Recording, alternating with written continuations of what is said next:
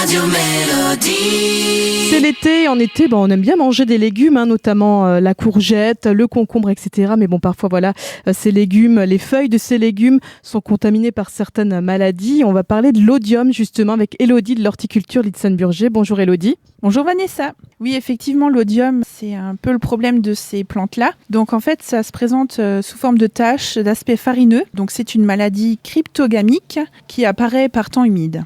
Est-ce qu'il y a un moyen, Élodie, pour éviter cette maladie sur mes plantes ? Oui, alors le mieux, c'est d'éviter l'arrosage directement sur les feuilles. C'est aussi bien de planter tes plants un peu espacés pour qu'il y ait une bonne circulation d'air entre chaque plant. Si tu mets ces plantes-là sous abri, là, il faut vraiment ouvrir tes abris, faire une circulation d'air pour que le spore ne s'installe pas sur les feuilles. Alors malheureusement, Élodie, si je constate que dans mon jardin, mes feuilles de courgettes sont atteintes, comment je peux faire pour m'en débarrasser ? Donc si tu es au début de l'attaque, le mieux c'est de supprimer une ou deux feuilles qui présentent des taches, surtout si ton plant est déjà un peu développé, donc ça ne posera pas de problème d'enlever des feuilles. Ensuite, tu peux procéder à un traitement naturel, donc tu as 3 solutions. Soit le bicarbonate de sodium, ça c'est dans 1 litre d'eau, tu mélanges 20 grammes de bicarbonate, 1 cuillère à café d'huile végétale et 2 gouttes de liquide vaisselle, et tu pulvérises ça ensuite sur tes feuilles, généreusement. Ensuite, tu peux aussi faire un purin de prêle. Donc le purin de prêle est réputé pour son action fongique. Là, ce sera dans 1 litre d'eau, tu coupes